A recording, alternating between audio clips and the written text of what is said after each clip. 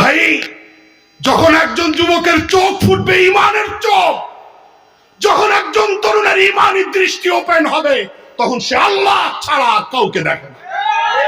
সে আসমান দেখে তো আল্লাহকে দেখে, সে জমিন দেখে তো আল্লাহকে দেখে, সে একটা কাঁচামরিচ চাবায় তো আল্লাহকে চাবায়, সে একটা পেঁয়াজ দেখে তো আল্লাহকে দেখে, সে এক গ্লাস পানি পান করে তো আল্লাহর কুদরত অনুভব করে, সে এক মুষ্টি ভাত মুখে দেয় তো আল্লাহর কুদরত অনুভব করে, সে এক লোকমা ভাত মুখে দেওয়ার সময় আল্লাহর রাজ্জাকিয়ত অনুভব করে, সে আল্লাহর দেওয়া পা যখন ব্যবহার করে তখন আল্লাহকে স্মরণ করে, আল্লাহর দেওয়া 10টা আঙ্গুল যখন ব্যবহার করে সে আল্লাহকে স্মরণ করে। এটা হলো ঈমানী চোখ। আর যাদের এই চোখ ওপেন হয় না, তারা বেপরোয়া জীবন যাপন করে। বুঝেন নাই কথা? মানুষ একটু চিন্তা করলেই তো হয়, আমার 10টা আঙ্গুল কি রডের মতন শক্ত? কথা বলেন, সুতার মতো নরম? শক্ত সুবিধা, যেমন শক্ত করার প্রয়োজন হলে শক্ত, নরম করার প্রয়োজন হলে নরম। পারবেন একটা তার কাটাকে এইরকম ব্যবহার করতে? আঙ্গুল 10টারে কেমনে ব্যবহার করতেছে? এই যে 10টা আঙ্গুলকে সুবিধা মতো হাজার কাজে ব্যবহার করতেছেন, এটা কি কোনো লিডারের তেলেসমাতি? কথার জবাব দেন না কেন? এটা কি কোনো লিডারের তেলেসমাতি? এটা কি কোনো ডাক্তারের তেলেসমাতি? না, আপনি 10টা আঙ্গুলকে এক এক সময় এক এক ভাবে ব্যবহার করতেছেন। বুঝেন নাই? চশমা খোলার সময় এক স্টাইলে, আবার গ্লাস পরিষ্কার করার সময় আর এক স্টাইলে। বুঝেন নাই? আবার চশমা বন্ধ করার সময় আরেক স্টাইলে। বুঝেন নাই? কলম দিয়ে লিখবার সময় আঙ্গুলের ব্যবহার পদ্ধতি একরকম, চামচ ধরার সময় আরেক রকম, স্ক্রুড্রাইভার চালাইবার সময় আরেক রকম, বাইক চালাইবার সময় আরেক রকম, থাপ্পড় দেওয়ার সময় আরেক রকম, দুই হাতের সব আঙ্গুল দিয়া সুইয়ের ছিদ্র দিয়া সুতা ঢুকাইবার সময় 10টা আঙ্গুলের ব্যবহার আবার আরেক রকম, মুরগি জবাই করার সময় আরেক রকম, সাবান ডলার সময় আরেক রকম, শ্যাম্পু লাগাইবার সময় আরেক রকম, ভাত খাওয়ার সময় আরেক রকম। এই যে হাজার লক্ষ কাজে কুদরতের দেওয়া 10টা আঙ্গুল ব্যবহার করতেছি, কোন বিল দিয়েছেন? আর স্ক্রিন টাচ মোবাইল হাতে নিয়ে বলতেছেন বসুন্ধরা শপিং মল থেকে কিনছি, আরেকজনে বলতেছে তোরটা রাখ, আমারটা বিদেশ থেকে ছোট ভাই পাঠাইছে। বুঝেন না? আরে তুমি 1 লাখ টাকা মূল্যের স্ক্রিন টাচ মোবাইল হাতে নিয়ে বলতেছো বাহ আমার সেট কত সুন্দর। আরে তোমার জবান থেকে এটা বের হয় না কেন? আমার 10 আঙ্গুলের এই 2 হাত আরো সুন্দর, আরো কেন কেন বের হয়? যখন যৌবনকালে এইরকম ভাববোধ জাগ্রত হবে, এরকম আল্লাহর প্রতি বিশ্বাস জাগ্রত হবে, এরকম ইমানি ফিলিংস জাগ্রত হবে, তখন সমাজের চিত্র বদলে যাবে, পারিবারিক চিত্র বদলে যাবে। ঠিক না বেঠে? আর এই নাচ গানের তালে ভাসতে থাকলে সমাজ কোনোদিন সুস্থ হবে না। যুবক হইল যে কোনো রাষ্ট্রের, যে কোনো সমাজের মূল ডিপার্টমেন্ট। এই ডিপার্টমেন্ট যদি সোজা হয়, সমাজ সোজা, রাষ্ট্র সোজা। আর এই ডিপার্টমেন্টের মেরুদণ্ড যদি ভেঙে যায়, সমাজের পতন অবধারিত, রাষ্ট্রের পতন অবধারিত। ঠিক না ঠিক? এই জন্য যৌবনের উত্তাল তরঙ্গে মানে দিশেহারা পথিকের মতো চললে হবে না, পাগলা ঘোড়ার মতো চলতে হবে না। একজন যুবককে ভাবতে হবে আল্লাহর দেওয়া 2টা চোখ দিয়ে বিল ছাড়া দেখতেছি, আল্লাহর দেওয়া 2টা কান দিয়া বিল দেওয়া ছাড়া শুনতেছি, আল্লাহর দেওয়া বাক শক্তি দিয়া বিল দেওয়া ছাড়াই কথা বলতেছি। আল্লাহ আমাকে এত কিছু দিয়েছে। वक्त पीरी गुर्ग जालिम मीशावद परहेजगार, वक्त पीरी गुर्ग जालिम मीशावद परहेजगार।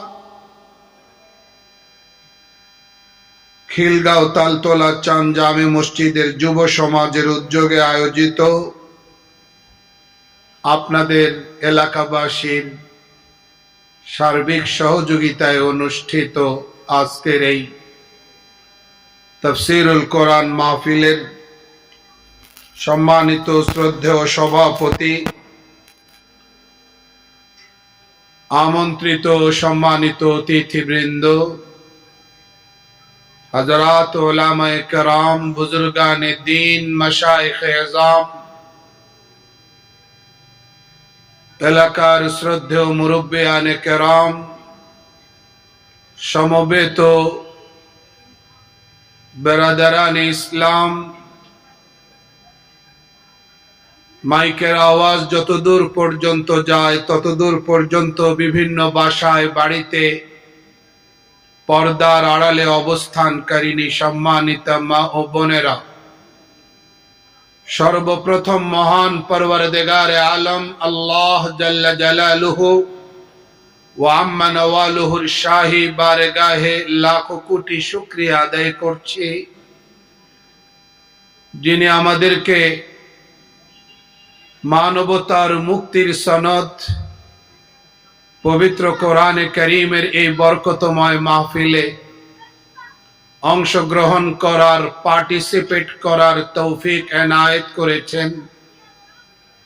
আল্লাহ তৌফিক না দিলে গায়ের জোরে আমরা কেউই আসতে পারতাম না। আল্লাহ সুযোগ না দিলে সুস্থতার দাপট দেখিয়েও কেউ কোনো নেকি করতে পারে না। আল্লাহ এনেছেন তাই আসতে পেরেছি। অতএব সেই মহান দাতা পরম করুণাময় মৌলায়ে করিম খোদাবন্দ কুদ্দুস রব্বে জুল জালালের শাহী দরবারে কালিমাতুশ শুকর পড়ে নেই। সবাই পড়ুন, বলুন আলহামদুলিল্লাহ। উলামায়ে দ্বীন বয়ান করেছেন, আমার আগের সম্মানিত আলোচক তিনি আলোচনা করেছেন। আল্লাহ সকলের আলোচনায় বরকত দান করেন, সকলের ইলম আমলে তারাক্কি আরো উন্নতি দান করেন। সাথী ও বন্ধুগণ, এলাকাবাসী, যুবক ভাইরা, মাহফিলের আয়োজন সারা বাংলাদেশে ব্যাপকভাবে হচ্ছে, এখানেও হয়েছে। যুব সমাজকে ধন্যবাদ জানাই। কোরআনের বাণী মানুষকে শোনাবার এই ব্যবস্থাপনা এবং এই আয়োজনের জন্য আল্লাহ যেন মাহফিলটিকে কবুল করেন, মঞ্জুর করেন। আপনার আমার হাজিরি, উপস্থিতি, অংশগ্রহণ, পার্টিসিপেশনকে আল্লাহ কবুল করেন। দেখুন, যুব সমাজের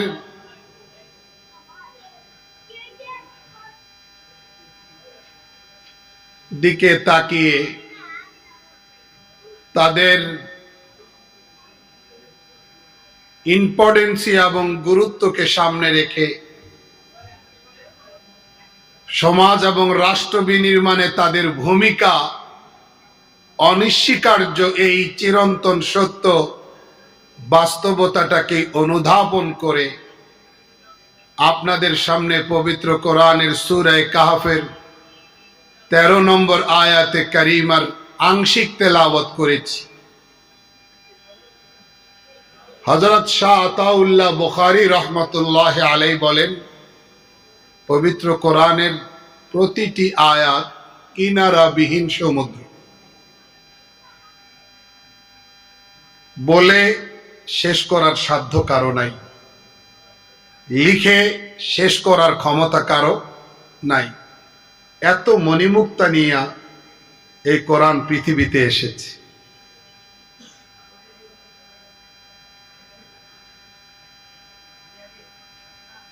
আমরা পবিত্র কোরআনকে জীবন্ত কিতাব বলি। ওলামায়ে কেরাম বলেন, জীবন্ত কিতাব মানে কোরআন কোনো মুর্দা কিতাবের নাম না।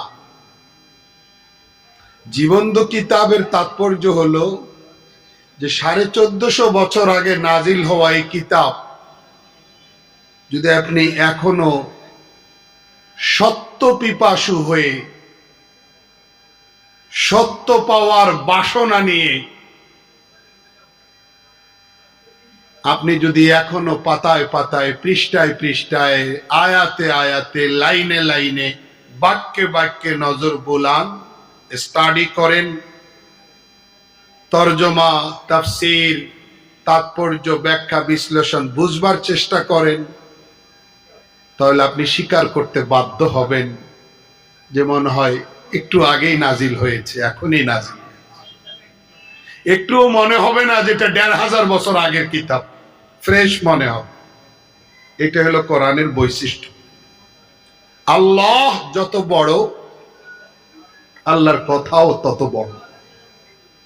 ঠিক না ভাই? ঠিক ভাই, মৌলিক কথাগুলো একটু বুঝার চেষ্টা করি।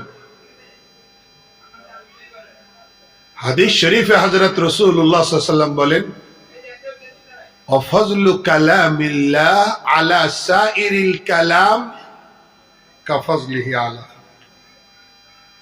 আল্লাহ যেমন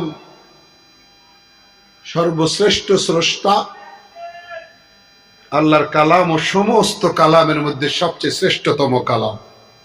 বলেন না সুবহানাল্লাহ। আপনি একটা একটা করে প্রশ্ন করবেন কোরআনকে, কোরআন তুমি বলো তো, আমার এই প্রশ্নেরটার তুমি উত্তর দাও তো, কোরআন দিতে পারে কিনা। কোরআনের কাছে সেই যোগ্যতা, সক্ষমতা, ক্যাপাসিটি, ক্যাপাবিলিটি আছে কিনা। আপনি জিজ্ঞেস করবেন, কোরআন তুমি বলো তো যে জালেমদের ব্যাপারে কোনো কনসিডার করা যাবে কিনা। কোরআন তুমি বলো, তোমার অ্যাডভাইসটা কি, তুমি কি নিয়ে আসছো। যারা মুশরিক, যারা শিরিকি কর্মকাণ্ডে লিপ্ত, যারা জুলুম করে, সীমা লঙ্ঘন করে, অত্যাচারের স্টিম রোলার চালায়, তাদের জন্য কি কোনো মায়া কান্না দেখানো যাবে। অনেক ক্ষেত্রে আত্মীয় হওয়ার কারণে, জালেম যদি আত্মীয় হয়, সেই সুবাদে একটু মায়া কান্না, দুর্বলতা দেখানোর কি কোনো অপশন আছে। কোরআন তুমি বলো তো একটু। কোরআন আপনার এই প্রশ্নের জবাব দিবে সূরা হুদে, ওয়ালা তারকানু ইলাল্লাযিনা যালামু। খবরদার, যারা জালিম তাদের প্রতি একটুও মায়া কান্না দেখানো যাবে। যদি মায়া কান্না, দুর্বলতা দেখাও, ফাতামাসসাকুমুন নার, আগুন তোমাদেরকে স্পর্শ করবে, আযাব আসন্ন। কি বুঝলেন?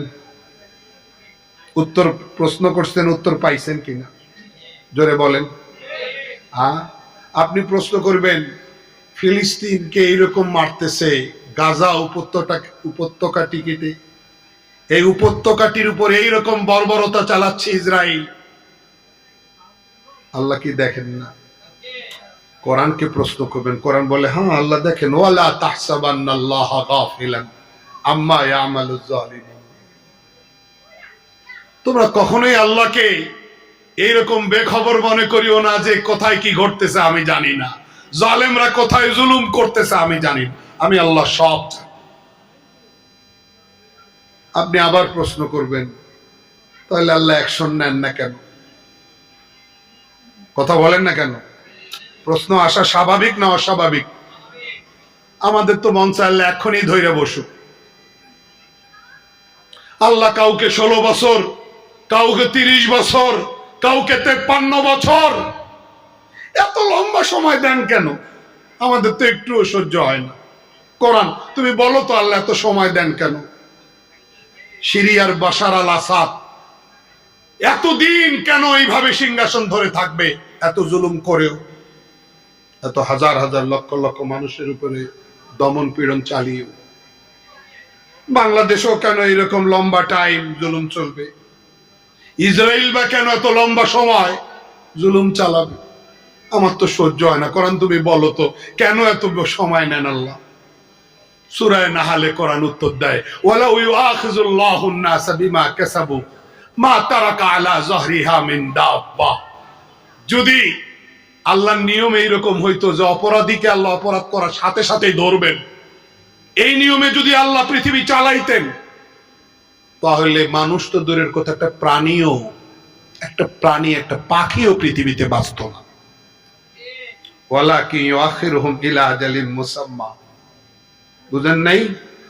আল্লাহ একটা নির্দিষ্ট মেয়াদ পর্যন্ত রশি ঢিল দিতে থাকে। এটারে জালিমরা, অপরাধীরা এটারে দুর্বলতা মনে করে। এটা আল্লাহর দুর্বলতা না, এটা রশি ঢিল দেওয়া। ওয়া রাব্বুকাল গফুরু যুর রাহমা লাউ ইউআখিযুহুম বিমা কাসাবু লাআজ্জালা লাহুমুল আযাব। দয়াময় আল্লাহ দয়া কইরা অপরাধীকে অপরাধ করা মাত্রই তাৎক্ষণিক ধরেন না।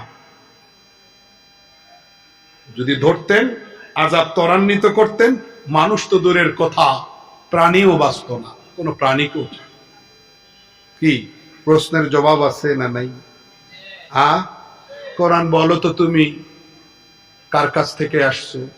কোরআন বলবে তানজিলুম মির রাব্বিল আলামিন, রব্বুল আলামিনের কাছ থেকে আসছি। বুঝেন নাই? তুমি কোন ভাষায় আসছো? বলবে বিলিসানিন আরাবিয়্যিম মুবিন, আরবি ভাষায় আসছি। বুঝেন নাই? জিজ্ঞেস করবেন কার কাছে আসছো?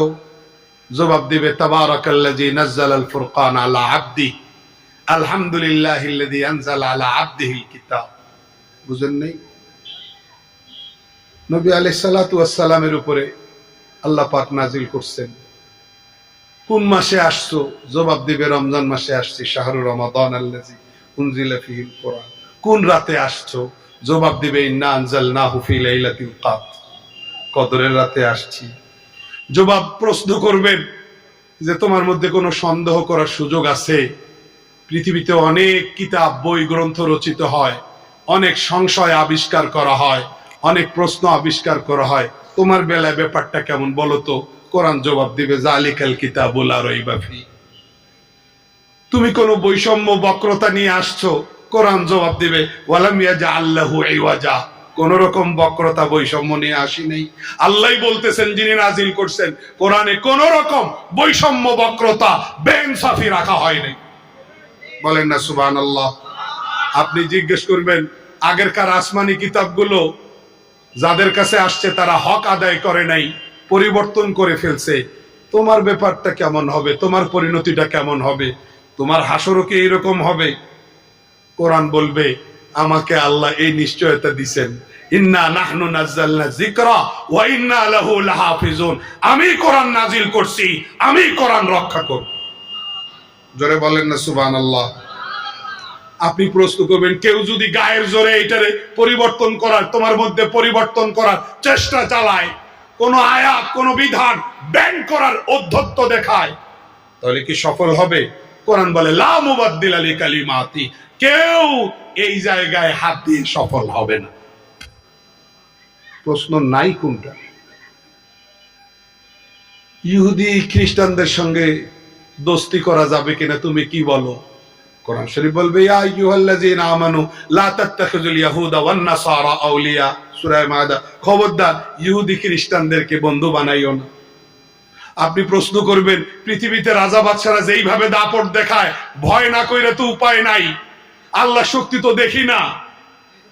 কিন্তু জো বাইডেন আর ডোনাল্ড ট্রাম্পের শক্তি তো দেখা যায়, তারা সুপার পাওয়ার, হাতে বিশাল ক্ষমতা, না ডরাইয়া যাই কই। কোরআন তুমি বলো না, কোরআন বলবে এগুলা সব মাকড়সার জাল, কামাসালিল আনকাবুত, মাকড়সার জাল, কোনো শক্তি নাই, ফু দিলে তছনছ হয়ে যায়। যা দেখতেছো সুপার পাওয়ারের দাবি, সব মাকড়সার জাল। কি বলেন? কথা বলেন নাই? কি নাই? সব আছে। এই জন্য কোরআন জীবন্ত কিতাব। কোরআন কি? আমি যদি এইভাবে বলতে থাকি আপনারা তো নিশ্চয়ই মনে করতেছেন অনেকক্ষণ বলা যাবে। অনেকক্ষণ কি বলা যাবে? আপনার টেনশনের ব্যাপারে কোরআনকে জিজ্ঞাসা করবেন, আমার টেনশনের সমাধান কি? কোরআন জবাব দেবে। আমি মুসিবতে আক্রান্ত, তুমি কি বলো? জবাব দেবে। কখন আমি কি করব? কোরআন আমাকে গাইড করবে। শর্ত হলো আপনি কোরআনের সাগরে আসতে হবে, ডুবতে হবে, মণিমুক্তা পাওয়ার ধান্দা আপনার থাকতে হবে, তাহলে কোরআন আপনাকে মণিমুক্তা বিলাবে। রাজি আছেন? কারা কারা রাজি? এখনো তো শুরুই করলাম না, শুধু ভূমিকাই থেকে গেলাম, বেশি কথা তো বলাও যাবে না। শীতের রাত, তাড়াতাড়ি ছেড়ে দিতে হবে। সূরা কাহাফের 13 নম্বরের আংশিক বলছি। আল্লাহ বলেন হযরত মুহাম্মদুর রাসূলুল্লাহ সাল্লাল্লাহু আলাইহি সাল্লামকে, নবী আমার, নাহনু নাকুসসু আলাইকা নাবাআহুম বিল হক, পয়গম্বর আমার, আমি তাদের কাহিনীটা আপনাকে যথাযথভাবে একটু পরিবেশন করছি। কে কে কে কে? একটু জবাব না দিলে ভালো লাগে না।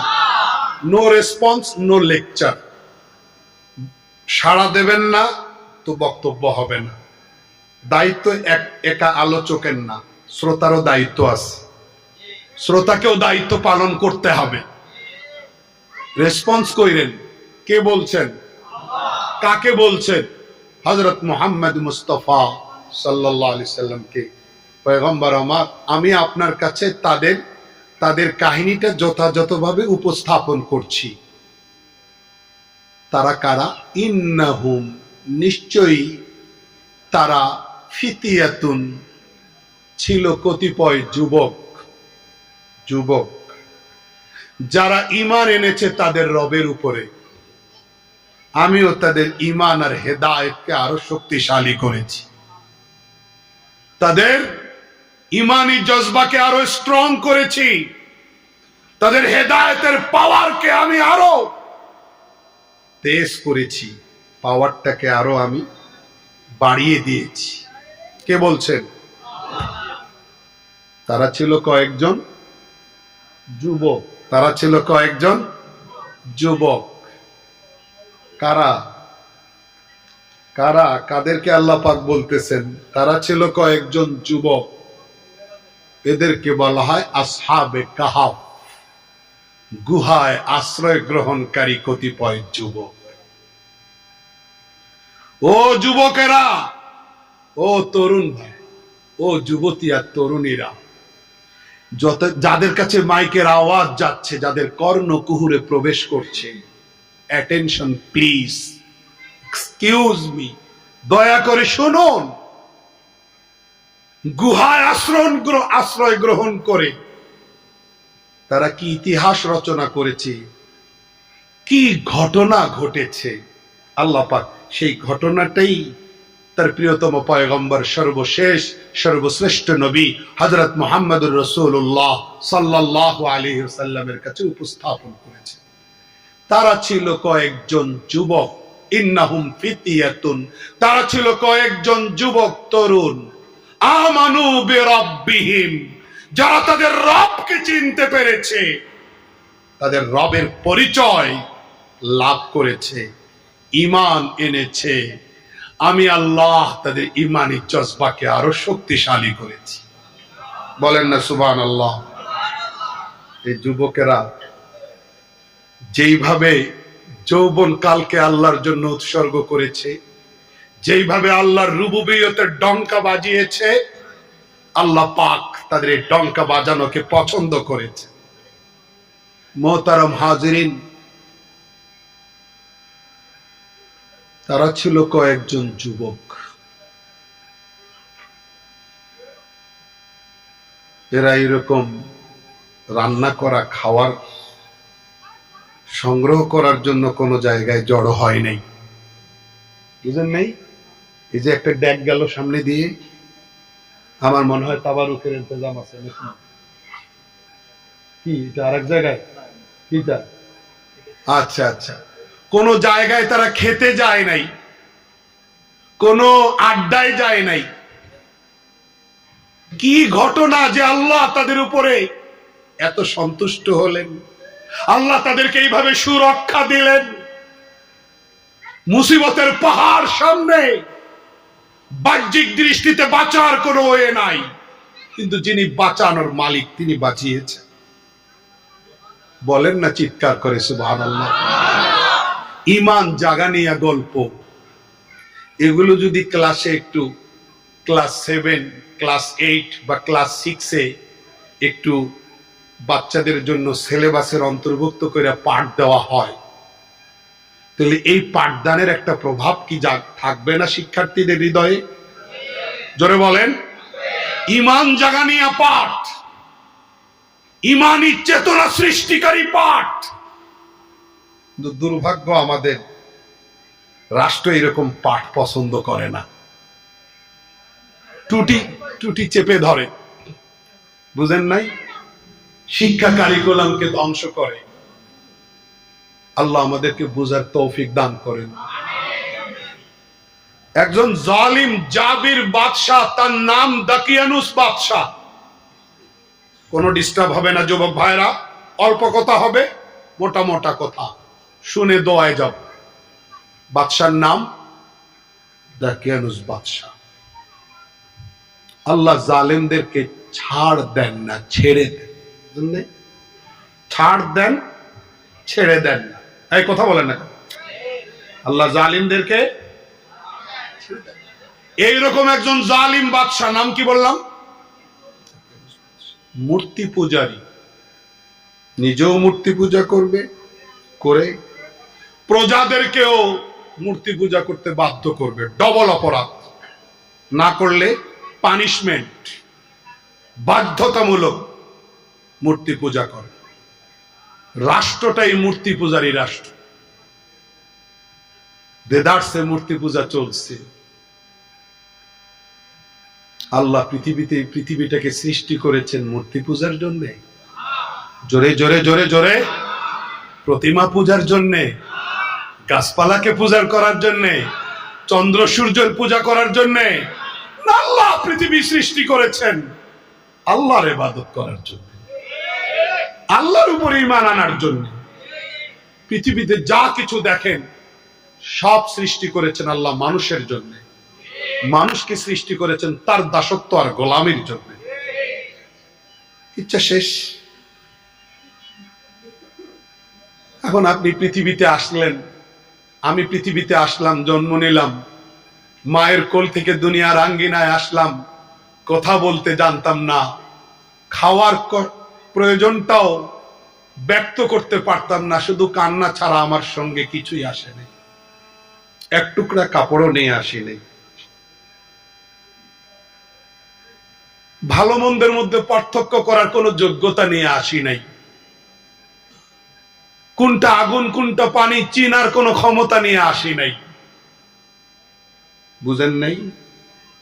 এই অবুঝ বাচ্চাটা আস্তে আস্তে পরিণত বয়সে আসলাম, এসে বোধ শক্তি পেকে গেল, জুনা নারিকেল হয়ে গেলাম, দেশের গন্ডি পেরিয়ে দেশের বাইরে গেলাম, 2-4টা ডক্টরের ডিগ্রি নিয়ে আইসা ডক্টর সাজলাম, পিএইচডি কমপ্লিট করলাম, প্যারাডো পাজেরো গাড়ি ইউজ করা শুরু করলাম, রাজধানী ঢাকায় 10টা-20টা বাড়ির মালিক হইলাম, স্যুট প্যান্ট টাই পরা শুরু করলাম। আর এইভাবে মোস্তাদিয়া পার্লামেন্টে ভাষণ দেওয়া শিখলাম, কিন্তু ঈমান আনলাম না। 1 পয়সা দাম নাই এগুলোর, 1 পয়সা মূল্য নাই। জোরে বলেন ঠিক না ভাই? ঠিক। আর কিছুই হইতে পারলাম না। না চেহারায় গ্লেজ আছে, না রূপ লাবণ্য আছে, না ফেস কাটিং আছে, না সুন্দর কণ্ঠ আছে, কিছুই নাই। না অর্থ আছে, বিত্ত আছে, কিছুই নাই। একবেলা খাই আর একবেলা খাই না, উপবাস অনাহারে আমার দিন কাটে। কিন্তু আমি আমার আল্লাহকে চিনছি। বুঝতে হবে আমি সব পেয়ে গেছি, আমি সব পেয়ে গেছি। দুনিয়ার সব পেয়ে গেলাম, আল্লাহকে পাই নাই। বুঝতে হবে আমি কিছুই পাই নাই। এই মাইক, যেই মাইক আমি ইউজ করছি, যেই মাইক্রোফোন আর মাইক সেটের সাহায্যে আমার আওয়াজ দূরে যাচ্ছে, তালতলা মোড় পর্যন্ত যাচ্ছে, এই মাইকটা পৃথিবীতে আসছে আওয়াজকে দূরে পৌঁছে দেওয়ার জন্য। এখন মাইক আছে কিন্তু আওয়াজ যায় না, পিছন থেকে শ্রোতারা চিৎকার করে, ভাই সাউন্ড নেই, সাউন্ড নেই।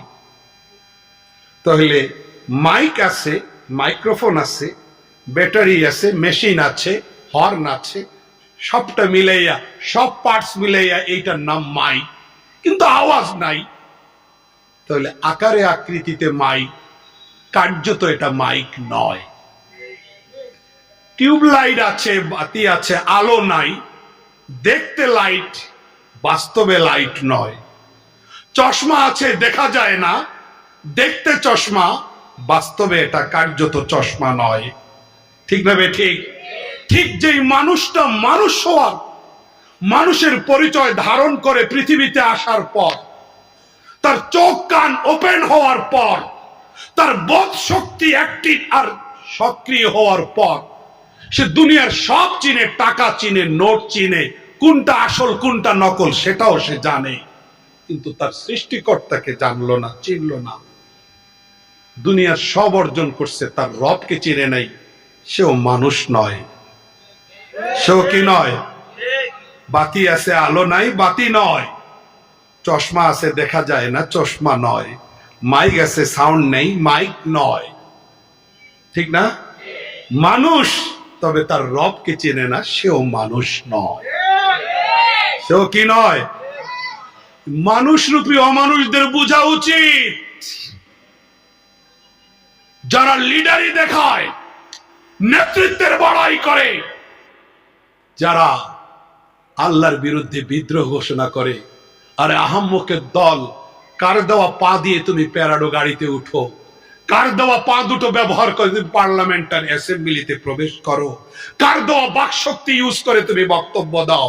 কার দেওয়া দুইটা লাইট দিয়ে তুমি সমানে তাকাও? উইদাউট বিল, কোনো বিল দাও না। তুমি কি একটু ভাবনার গভীরে আসবা না? তুমি কি নিমক খারাপের মধ্যেই তোমার জীবন পার করবা? কি ভাই, কথাগুলো খারাপ লাগতেছে? হ্যাঁ, ভাবনাটা কি এরকম হওয়া উচিত না? তো পৃথিবীতে আসছি আল্লাহর ইবাদত করার জন্য। এই উদ্দেশ্য যদি নাই থাকবে, আমি মানুষ না। আমার যতই রূপ থাকুক, আমার যতই শরীরে আর বডিতে শক্তি থাকুক, আমার যতই অজস্র অঢেল সম্পদ থাকুক, আমার নেতৃত্ব যতই সুদৃঢ় আর স্ট্রং হোক, আমি মানুষ না। আমি মানুষ হব তখন যখন আমার সৃষ্টিকর্তাকে জানবো এবং চিনব। জালিম বাদশা দাকিয়ানুস এই বাস্তবতায় মাথা নত করতে রাজি না। নিজেও মূর্তি পূজা করে, প্রজাদেরকেও মূর্তি পূজায় বাধ্য করে। বছরে একবার মেলা লাগতো। তাফসীর বলছি, তাফসীর, একটাও হাওয়াই কথা না, একটাও বাজারি কথা না, এগুলো এই আয়াতের ভিতরে লুকিয়ে আছে। মেলা লাগতো, আসর বসতো, গান বাজনা হতো, প্রকাশ্যে দেবদেবীর পূজা হইতো, গায়রুল্লাহর নামে পশু জবাই করা হইতো, এগুলা দিয়ে ভোজন হতো। বছরে কয়েকদিন ব্যাপী মেলা, রমরমা আসর, রমরমা অনুষ্ঠান প্রতি বছর হয়। মূর্তি, প্রকাশ্যে মূর্তি পূজা, প্রকাশ্যে শিরকি কর্মকাণ্ড, রুটিন মাফিক 1 বছর রমরমা আসর চলছে। বিভিন্ন রকম নাচ গান, আয়োজন, আনুষ্ঠানিকতা চলছে। যুবক যুবতী, তরুণ তরুণী সবাই সেখানে প্রেজেন্ট, উপস্থিত হয়েছে। সবাই প্রকাশ্যে মূর্তি পূজা করতেছে। একজন যুবকের ভালো লাগতেছে না। তার ব্রেনে ডিপ্রেশন, তার হৃদয়ে ডিপ্রেশন, নিম্ন চাপ অনুভব করতেছে। যেরকম সাগরে নিম্ন চাপ হলে সতর্কীকরণ বার্তা আসে, সতর্ক সংকেত আসে, হৃদয়টাও একটা সাগর। মানুষের অন্তরগুলো আল্লাহর কুদরতি 2টি আঙ্গুলের মধ্যে ঘুরে। আল্লাহ রাসূল সাল্লাল্লাহু আলাইহি সাল্লাম বলেন, ইন্না কুলুবা বানি আদম কুল্লাহা বাইনা ইসবাঈনি মিন আসাবি'ir রহমান ইউকাল্লিবুহা কাইফা ইয়াশা। আল্লাহ রাসূল সাল্লাল্লাহু আলাইহি সাল্লাম বলেন, সমস্ত মানুষের, বনি আদমের হৃদয়গুলো আল্লাহর কুদরতি 2টি আঙ্গুলের মধ্যে ঘুরে। আল্লাহ যেমনে ঘুরান সেমনে ঘুরে। এই রমরমা আসরের মধ্যে, এই মূর্তি পূজার অনুষ্ঠানের মধ্যে, এই মেলার মধ্যে একজন যুবকের অন্তরে ডিপ্রেশন, নিম্ন চাপ শুরু হয়ে গেছে। এটা সাগরের নিম্ন চাপ না, এটা হেদায়েতের নিম্ন চাপ। এটা ঈমান আর পরিবর্তনের হাওয়া বইতে শুরু করছে। কিন্তু এই কথাটা, এই ভাবটা ঠোঁটে উচ্চারণ করার মতো কোনো পরিবেশ নাই। ভাবতেছে কেমনে বলি, সৃষ্টি করছেন আসমান যিনি বানাইছেন, উনি তো আমাকেও বানাইছেন। ওনার ইবাদত না কইরা এই হাতে বানানো দেবীর মূর্তির প্রতিমার পূজা, এটা কি আমার বিবেকের কাজ? এটা কি ইনসাফ? এটা কি সুবিচার? আমি কি করছি? আমাকে তো বাধ্য করা হচ্ছে। ভালো লাগতেছে না, এরকম ভাবনা শুরু হয়ে গেছে। সে আসর ছেড়ে, অনুষ্ঠান ছেড়ে, নাচ গান ছেড়ে, সে একা একা একা একা একা মেলা থেকে বের হয়ে এক গাছের নিচে গিয়া বসলো। ভাবতেছে, ভাবনার হাওয়া বইতেছে, কিন্তু শেয়ার করার কারণ কোন সুযোগ।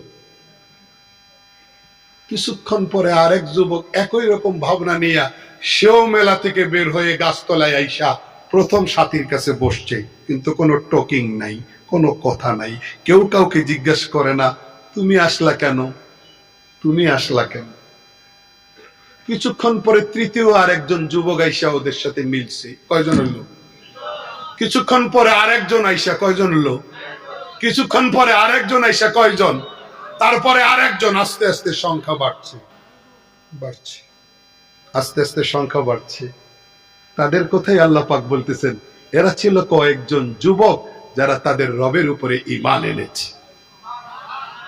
কিন্তু তারা গাছতলায় এসে বসলো, যেখানে সবাই মেলায় থাকার কথা, উপস্থিতি অনেক বেশি, নাচ গান চলছে, এইরকম গর্হিত কার্যক্রম চলছে, বেহেয়াপনা বেলল্যপনা চলছে, দেদারছে, প্রকাশ্যে মূর্তি পূজা চলছে, ভোজন চলছে, গায়রুল্লাহর নামে পশু জবাই করে রান্না চলছে, খাওয়া চলছে। সব ছাইরা গাছতলায় কয়েকজন যুবক আসছে। কেউ কাউকে জিজ্ঞাসা করে না খবর কি, কেউ কাউকে প্রশ্ন করে না তুমি কেন, কেউ কাউকে প্রশ্ন করে না ব্যাপারটা কি। সবাই চুপচাপ, পরিস্থিতি থমথমে, পরিবেশটা এতটাই জটিল যে হৃদয়ে কি হাওয়া বইতেছে শেয়ার করা নিরাপদ মনে করছে না কেউ। ভাই আমার ভাষা বুঝতেছেন আপনারা? মাঝখানে একটা হাদিস শুনাই। আল্লাহ রসুল সাল্লাল্লাহু আলাইহি সাল্লাম বলেন, আল আরওয়াহু জুনুদুম মুজান্নাদা। আপনার আমার সমস্ত মানুষের রূহগুলো, আমাদের ভিতরে একটা একটা রূহ আছে না, সমস্ত রূহগুলো হলো নির্বাচিত সেনা দলের মতো। বলেন, সমস্ত মানুষের রূহ আর আত্মাগুলো নির্বাচিত সেনা সদস্যদের মতো। বলেন কি অর্থ? কি অর্থ? মানে বহুজাতিক বাহিনীর মধ্যে বাংলাদেশ সরকার যদি একটা টিম পাঠায় সেনাবাহিনীর, তাহলে ইউনিফর্ম ছাড়াও একজন আরেকজনকে চিনবে। রাশিয়ার কে আফ্রিকার কে চিনবে না, কিন্তু বাংলাদেশে যদি 200 যায়, তাহলে 200 জনের প্রত্যেকেই একজন আরেকজনকে চিনবে। কথাটা বুঝছেন না? ঠিক তদ্রূপ আপনার আমার কিয়ামত পর্যন্ত যত মানুষ পৃথিবীতে জন্ম নেবে, সব রূহ জগতে একত্রিত ছিল, ঠিক না? ওই রূহ সমাবেশে, আত্মা সমাবেশে, যে আত্মাগুলো দুনিয়াতে আইসা ইমানদার হবে, তারা কোনো না কোনো ভাবে গিয়ে এক জায়গায় একত্রিত হবে। যারা ইমান বিরোধী পথে থাকবে, তারা আবার দুনিয়াতে আইসা তাদের জায়গায় মিলিত হবে। এই ধারাবাহিকতায় যুবকেরা একজন আরেকজনকে চিনে না, একজন আরেকজনের নাম জানে না, ঠিকানা জানে না, কিন্তু তাদের আত্মাগুলো ঠিকই এক আত্মা আরেক আত্মাকে চিনতে পারছে। এই জন্যই তারা গাছতলায় গিয়ে মিলছে। কথাগুলো কি বুঝছেন না বুঝেন নাই? হ্যাঁ, না হলে কিভাবে কুদরতি ব্যবস্থাপনায় তারা গাছতলায় গিয়ে মিলিত হইল? যখন সময় গড়িয়ে যাচ্ছে, কেউ কাউকে কিছু বলছে না, কেউ কাউকে কিছু বলছে না, বলার কোনো পরিবেশ নাই। দীর্ঘ অপেক্ষার পরে একজন মুখ খুলল, ভাই আমি প্রথমে মেলা ছেড়ে আসলাম, তারপরে আরেকজন যুক্ত, তারপরে আরেকজন, তারপরে আরেকজন, কয়েকজন হয়ে গেলাম। ভাই কে কি মনে করে এই গাছতলায় বসলাম? ভালো অনুষ্ঠান হচ্ছে, ভালো আসর জমছে, সব ফালাইয়া এখানে আইসা বসলাম। ভাই কার মনে কি আছে একটু ব্যক্ত করা যায় না? বলেন না কার মনে কি আছে। ভাই আরেকজন মাথা ঝুলায়, হ্যাঁ হ্যাঁ আমিও এটা এরকম বলতে চাচ্ছি, ভাই বলা দরকার। একজনে কয় না, বলার আগে একটা সংবিধান রচনা করা দরকার, আমরা কারো ক্ষতি করব না। ঠিক আছে, সংবিধান পাস, কারো ক্ষতি।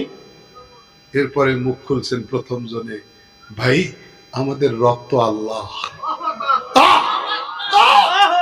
আমাদের সৃষ্টিকর্তা তো আল্লাহ, আমরা কারে পূজা করতেছি? আমাদের সেজদা, আমাদের ইবাদত, আমাদের উপাসনা, আমাদের আরাধনা, এটার যোগ্য তো আল্লাহ। ওনাকে ছেড়ে রব্বুনা রব্বুস সামাওয়াতি ওয়াল, আমাদের রব আল্লাহ, ওনাকে ছেড়ে এই কাদা পানি মাটি মিক্সড করে মশলা বানাইয়া নিজ হাতে এটা একটা প্রতিচ্ছবি বানাইয়া এটারে মাবুদের মর্যাদা দেওয়া, এটা কি ইনসাফের কথা? এটা কি সুবিচার? এটা কি আমাদের বিবেকবোধ থেকে আমরা করছি? এই চুপ, নো সাউন্ড। এইরকম একটা ভাষণ আসলো, সাথে সাথে সবাই সমর্থন, হা হ্যাঁ হ্যাঁ আমারও একই চিন্তা, হ্যাঁ হ্যাঁ আমিও এই ভাইবা আপনার কাছে আসছি। কুদরত আসলে গাছতলায় সবাইকে নিয়ে দাঁড় করাইছে। ওই গাছতলার মিটিং থেকে সিদ্ধান্ত হইল জীবন যায় যাবে, জীবন রক্ষার কোনো পরোয়া করা যাবে না। আজকে থেকে ফ্রম নাও, এখন থেকে আর কোনো মূর্তি পূজা নয়, এখন থেকে গায়রুল্লাহর সামনে আর মাথা নত করা নয়, এখন থেকে একজনের সেজদা, একজনের ইবাদত, তিনি আমার আল্লাহ, আমাদের আল্লাহ। পাস পাস সিদ্ধান্ত পাকা। তাদের এই মিটিং এর রেজুলেশন জালিম শাহীর কাছে চলে গেল। কি আমার রাষ্ট্রে এইরকম বিদ্রোহ, এই মাত্র কয়েকজন যুবকের এত সাহস, তারা আমার বিরুদ্ধে, রাষ্ট্রের বিরুদ্ধে, রাষ্ট্রের পলিসির বিরুদ্ধে বিদ্রোহ।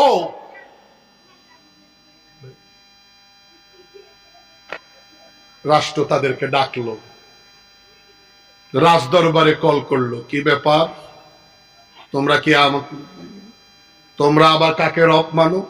তোমাদের রব কে? রাষ্ট্রের রক্তচক্ষুর সামনে যুবকেরা বলল রব্বুনা রব্বুস সামাওয়াতি ওয়াল আরদ, আমাদের রব, আসমান জমিনের রব যিনি, তিনি লান নাদউ মিন দুনিহি ইলাহা, ওনাকে ছেড়ে আর কাউকে মাবুদ মানতে রাজি না, ওনাকে ছেড়ে আর কারো ইবাদত করতে রাজি না, ওনাকে ছেড়ে আর কাউকে মাবুদের মর্যাদা দিতে আমরা প্রস্তুত না, যদি দেই আমরা বরবাদ। রাষ্ট্রকার সাহস কত বড়, সাহস কত বড়। কি তোমরা এই ঘোষণা থেকে ফিরে আসবা না? না। ভাবো? ভাবছি। চিন্তা করো? করছি। ফিরে আসো? না, ফিরব না। রাষ্ট্র কয় ফার্স্ট চান্সে, প্রথম ধাপেই পানিশমেন্ট নয়, যাও তোমাদেরকে কয়েকদিন সময় দিলাম, আলটিমেটাম যেটাকে বলা হয়, এর মধ্যেই যদি তোমরা ফিরে আসো তাহলে ভালো, না হলে তোমাদের কল্যাণ হবে, পানিশমেন্ট হবে, শেষ, মৃত্যুদণ্ড কার্যকর করা হবে। তারা আলটিমেটাম শুনে বেরিয়ে আসলো। বেরিয়ে আসার পরে তারা শুকনা খাবার দাবার, টাকা পয়সা নিয়ে তারা গুহায় আশ্রয় নিল। গুহায় আশ্রয় নেওয়ার পরে একটু আরামে গেল। আল্লাহ তাআলা তাদেরকে 309 বছর ঘুমের মধ্যে নিরাপদে রাখলেন। কয়শো? কয়েক ঘন্টার কথা বলছি, কয়েক দিন, কয়েক মাস, কয়েক বছর। ঘুম থেকে উঠা তারা জিজ্ঞেস করে, কিরে কতক্ষণ ঘুমাইলাম? একজন আরেকজন, ঘুমাইছি পুরো একদিন হয় মনে হয়, অথবা আধা দিন। আল্লাহ কয় আমি ভালো জানি কতদিন ঘুমেছিল। লাবিসু ফালাবিসু ফি কাহফিহিম সালাসামিআতি সিনিনা ওয়াজদাদু ওয়ালাবিসু ফি কাহফিহিম সালাসামিআতিন সিনিনা ওয়াজদাদু তিসআ। 25 নম্বর আয়াত। আল্লাহ বলেন তারা গুহার মধ্যে, তাদের গুহায় 309 বছর তারা ঘুমিয়েছে। রাষ্ট্র খুঁজে পায় না, গোয়েন্দাদের খবর নাই, বুঝেন নাই, সমস্ত ডিপার্টমেন্ট ব্যর্থ। আল্লাহ তাদেরকে সুরক্ষা দিতেছেন ঘুমের মধ্যে। 309 বছর ঘুমাইয়া মনে হইলো জেনে আধা দিন বা পুরা দিন ঘুমাইলাম। ঘুম থেকে উঠতে এখনকার ক্ষুধা লাগছে রে, পেটে ক্ষুধা।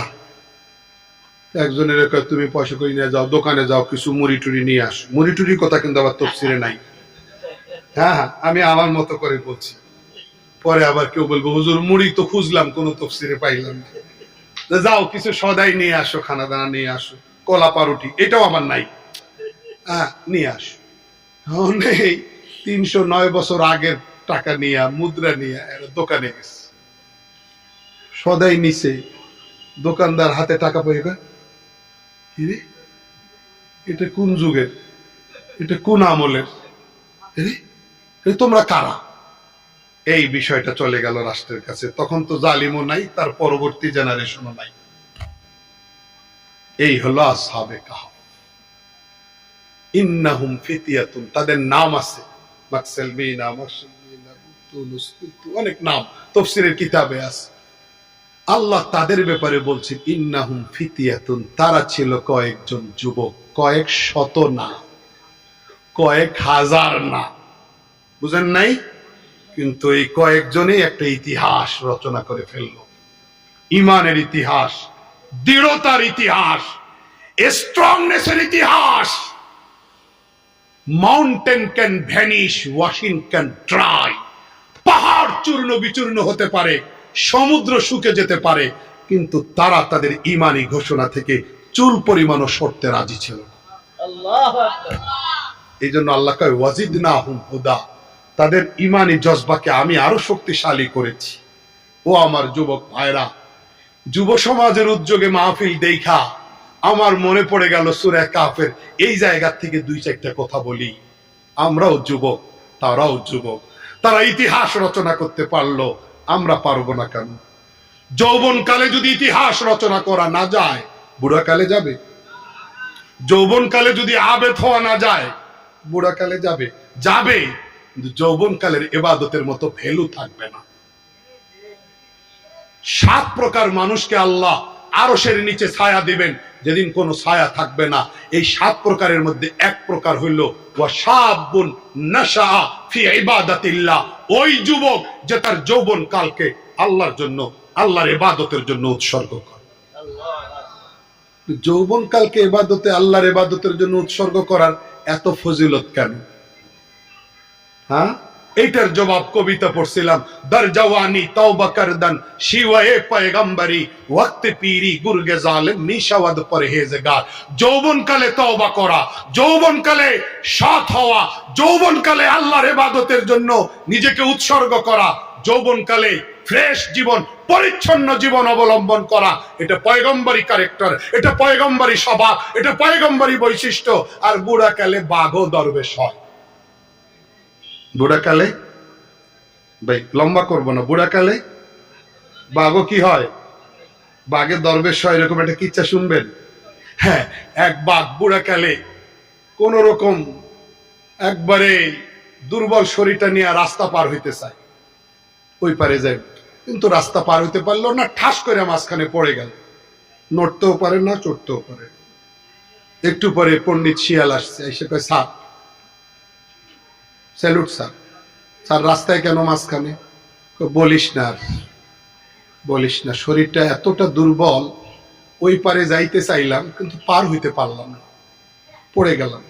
শিয়াল কয় আমার জন্য একটা ফাঁদ বানাইছেন আপনি আর কি, মানে আপনার এই দুর্বলতার কথা শুনে আমি বিশ্বাস করবো আর কাছে আসবো, আসার পরে আপনি আমার অতর্কিত ভাবে সবল দিয়ে ধরবেন আর খাবেন, বুঝি আপনারে আমি চিনি, আপনার এই সমস্ত কথা বিশ্বাস হয় না। শিয়াল কয় বাঘ কয় বিশ্বাস না করলে আমার কি করার আছে, আমি বাস্তব যেটা রিয়েল যেটা সেটাই কইলাম। বুঝেন নাই? যোগ বলতেছি আপনাদের কাছে।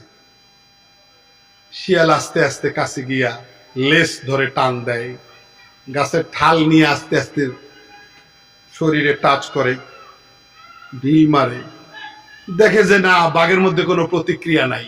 এবারে শিয়াল পণ্ডিতের বিশ্বাস হয়েছে যে কথা সত্য, যেটারে আমি বিশ্বাস করতে চাই নাই, আসলে কথাটা রাইট। যখন দেখছে যে না, বাঘের অবস্থা খারাপ, রাস্তা পার হওয়ার যোগ্যতা নেই, হামলা তো দূরের কথা, পা সোজা করে দাঁড়াইবার ক্ষমতা নেই, হামলা করা তো দূরের কথা, তখন শিয়াল টোন ধমকানো শুরু করছে, তোমার শরীর খারাপ তো তুমি শরীর খারাপ নিয়ে, খারাপ শরীর নিয়ে রাস্তা পার হইতে গেলা কেন? হুশ নাই? বুঝেন নাই? যে শিয়াল ভয়ে থরথর কইরা কাঁপে, এই শিয়ালও ধমকায়, কারণ এখন বাঘের তো বুড়া কাল। বুঝেন নাই? বুড়া কালেও ধমক খাইতে। একটা যোগ বললাম, কিছু কিছু যোগ থেকেও কিছু শেখার কথা আছে, কিছু কিছু যোগ থেকেও কিছু শেখার কথা আছে। সাপ আর কাউয়ার মধ্যে বন্ধুত্ব প্রায় বলি আমি। কাউয়া সাপের কাছে আইসা কয়, দোস্ত তোমার সব ভালো লাগে, কিন্তু এরকম আঁকা বাঁকা চলো কেন, সোজা চলতে পারো না? তুমি দোস্ত সোজা চলবা। সাপকা ঠিক আছে, আমি ট্রাই করব। পারে না। হঠাৎ বন্ধু সাপ মইরা গিয়ে সোজা হয়ে শুয়ে রইছে। কাউয়া আইসা মাথার কাছে কান্দে, দোস্ত জীবন থাকতে এত করে বুঝাইলাম, সোজা হইবার হইলা না, মইরা সোজা হইলা কোন কামে? তো মইরা সোজা হইলা কেন তুমি? আচ্ছা কত ভালো ছিল জীবন থাকতে সোজা। মরে গিয়ে সোজা হওয়া, সেই সোজা তো লাশ। জীবন থাকতে সোজা হওয়া এটা মানুষের স্বভাব। আর মরার পরে সোজা হয় এটা সাপের স্বভাব। কথা বুঝছেন না বুঝেন নাই? আল্লাহ আমাদেরকে বুঝার তৌফিক দান করেন। বুঝছেন? চোখ কান খুলতে হবে।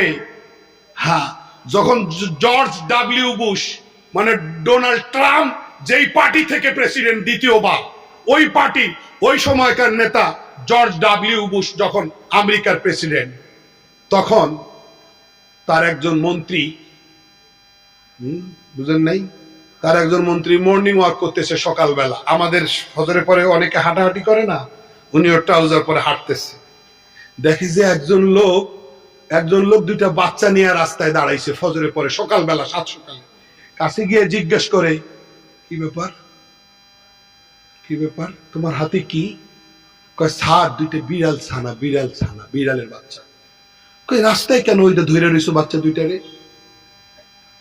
কয় সূর্যের আলো দেখাইতে হয়, সূর্যের আলো দেখাইতেছে। তো বাবা, এটা কোন জাতের বিড়াল ছানা, বিড়ালের বাচ্চা? ওই লোক উত্তর দেয়, এটা রিপাবলিকান জাতের। কি জাতের? কথা বলেন। এটা রিপাবলিকান জাতের। ওই পার্টির নাম কি? আর এই ক্লিন্টন গো পার্টির নাম ডেমোক্রেটিক পার্টি। কি কও? বিড়ালও আবার রিপাবলিকান পার্টি করে? বিড়ালের মধ্যে আবার রিপাবলিকান জাত আছে? মারাত্মক খবর। তুমি কি? পরের দিন সে আরো কয়েকজন মন্ত্রী পরিষদের সদস্য নিয়ে গেছে, আজব কাহিনী শুনাবো, দেখাবো। বিড়ালও শুধু আমরা রিপাবলিকান না, বিড়ালের মধ্যে রিপাবলিকান জাত আছে। পরের দিন আবার কয়েকজনকে নিয়ে গেছে মর্নিং ওয়াক। সেখানে নিয়ে যাওয়ার পরে আবার ওই লোক দাঁড়াই রয়েছে, সবাইকে শুনাইবার জন্য। কাছে গিয়ে জিজ্ঞেস করে, বাবা এগুলো কি? বিড়াল ছানা। এগুলো কোন জাতের? ডেমোক্রেটিক জাতের। থাক, গতকালকে কইলা এগুলা রিপাবলিকান, এই 24 ঘন্টার মধ্যে জাত চেঞ্জ হয়ে গেল। স্যার রাগ করেন না, গতকালকে চোখ ফুটে নাই, আজকে চোখ ফুটছে। কথা বুঝছেন না বুঝেন নাই? আজকে কি ফুটছে? চোখ ফুটছে। এইরকম চোখ ফুটার আগের অনুভূতি আর চোখ ফুটার পরের অনুভূতি। ভাই, যখন একজন যুবকের চোখ ফুটবে, ইমানের চোখ, যখন একজন তরুণের ইমানি দৃষ্টি ওপেন হবে, তখন সে আল্লাহ ছাড়া আর কাউকে দেখে না। সে আসমান দেখে তো আল্লাহকে দেখে, সে জমিন দেখে তো আল্লাহকে দেখে, সে একটা কাঁচামরিচ চাবায় তো আল্লাহকে তাকায়, সে একটা পেঁয়াজ দেখে তো আল্লাহকে দেখে, সে এক গ্লাস পানি পান করে তো আল্লাহর কুদরত অনুভব করে, সে এক মুষ্টি ভাত মুখে দেয় তো আল্লাহর কুদরত অনুভব করে, সে এক লোকমা ভাত মুখে দেওয়ার সময় আল্লাহর রাজ্জাকিয়ত অনুভব করে, সে আল্লাহর দেওয়া পা যখন ব্যবহার করে তখন আল্লাহকে স্মরণ করে, আল্লাহর দেওয়া 10টা আঙ্গুল যখন ব্যবহার করে সে আল্লাহকে স্মরণ করে। এটা হলো ঈমানী চোখ। আর যাদের এই চোখ ওপেন হয় না, তারা বেপরোয়া জীবন যাপন করে। বুঝেন নাই কথা? মানুষ একটু চিন্তা করলেই তো হয়, আমার 10টা আঙ্গুল কি রডের মতন শক্ত? কথা বলেন। সুতার মতো নরম? শক্ত সুবিধা, যেমন শক্ত করার প্রয়োজন হলে শক্ত, নরম করার প্রয়োজন হলে নরম। পারবেন একটা তার কাটাকে এইরকম ব্যবহার করতে? আঙ্গুল 10টারে কেমনে ব্যবহার করতেছে? এই যে 10টা আঙ্গুলকে সুবিধা মতো হাজার কাজে ব্যবহার করতেছেন, এটা কি কোনো লিডারের তেলেসমাতি? কথার জবাব দেন না কেন? এটা কি কোনো লিডারের তেলেসমাতি? এটা কি কোনো ডাক্তারের তেলেসমাতি? না, আপনি 10টা আঙ্গুলকে এক এক সময় এক এক ভাবে ব্যবহার করতেছেন। বুঝেন নাই? চশমা খোলার সময় এক স্টাইলে, আবার গ্লাস পরিষ্কার করার সময় আর এক স্টাইলে। বুঝেন নাই? আবার চশমা বন্ধ করার সময় আরেক স্টাইলে। বুঝেন নাই? কলম দিয়ে লিখবার সময় আঙ্গুলের ব্যবহার পদ্ধতি একরকম, চামচ ধরার সময় আরেক রকম, স্ক্রুড্রাইভার চালাইবার সময় আরেক রকম, বাইক চালাইবার সময় আরেক রকম, থাপ্পড় দেওয়ার সময় আরেক রকম, দুই হাতের সব আঙ্গুল দিয়া সুইয়ের ছিদ্র দিয়া সুতা ঢুকাইবার সময় 10টা আঙ্গুলের ব্যবহার আবার আরেক রকম, মুরগি জবাই করার সময় আরেক রকম, সাবান ডলার সময় আরেক রকম, শ্যাম্পু লাগাইবার সময় আরেক রকম, ভাত খাওয়ার সময় আরেক রকম। এই যে হাজার লক্ষ কাজে কুদরতের দেওয়া 10টা আঙ্গুল ব্যবহার করতেছি, কোন বিল দিয়েছেন? আর স্ক্রিন টাচ মোবাইল হাতে নিয়ে বলতেছেন বসুন্ধরা শপিং মল থেকে কিনছি, আরেকজনে বলতেছে তোরটা রাখ, আমারটা বিদেশ থেকে ছোট ভাই পাঠাইছে। বুঝেন না? আরে তুমি 1 লাখ টাকা মূল্যের স্ক্রিন টাচ মোবাইল হাতে নিয়ে বলতেছো বাহ আমার সেট কত সুন্দর। আরে তোমার জবান থেকে এটা বের হয় না কেন? আমার 10 আঙ্গুলের এই 2 হাত আরো সুন্দর, আরো সুন্দর। কেন কেন বের হয় না? যখন যৌবনকালে এইরকম ভাববোধ জাগ্রত হবে, এরকম আল্লাহর প্রতি বিশ্বাস জাগ্রত হবে, এরকম ইমানি ফিলিংস জাগ্রত হবে, তখন সমাজের চিত্র বদলে যাবে, পারিবারিক চিত্র বদলে যাবে। ঠিক না বেঠিক? আর এই নাচ গানের তালে ভাসতে থাকলে সমাজ কোনোদিন সুস্থ হবে না। যুবক হইল যে কোনো রাষ্ট্রের, যে কোনো সমাজের মূল ডিপার্টমেন্ট। এই ডিপার্টমেন্ট যদি সোজা হয়, সমাজ সোজা, রাষ্ট্র সোজা। আর এই ডিপার্টমেন্টের মেরুদণ্ড যদি ভেঙে যায়, সমাজের পতন অবধারিত, রাষ্ট্রের পতন অবধারিত। ঠিক না বেঠিক? এই জন্য যৌবনের উত্তাল তরঙ্গে মানে দিশেহারা পথিকের মতো চললে হবে না, পাগলা ঘোড়ার মতো চলতে হবে না। একজন যুবককে ভাবতে হবে, আল্লাহর দেওয়া 2টা চোখ দিয়ে বিল ছাড়া দেখতেছি, আল্লাহর দেওয়া 2টা কান দিয়া বিল দেওয়া ছাড়া শুনতেছি, আল্লাহর দেওয়া বাকশক্তি দিয়া বিল দেওয়া ছাড়াই কথা বলতেছি। আল্লাহ আমাকে এত কিছু দিছেন, ওই আল্লাহর মর্জির বাইরে আমি জীবন পরিচালনা করব না, ওই আল্লাহর পছন্দের বাইরে আমি জীবন গঠন করব না, ওই আল্লাহকে অসন্তুষ্ট করে আমি কোনো পথ গ্রহণ করব না। এইরকম একটা বিশ্বাস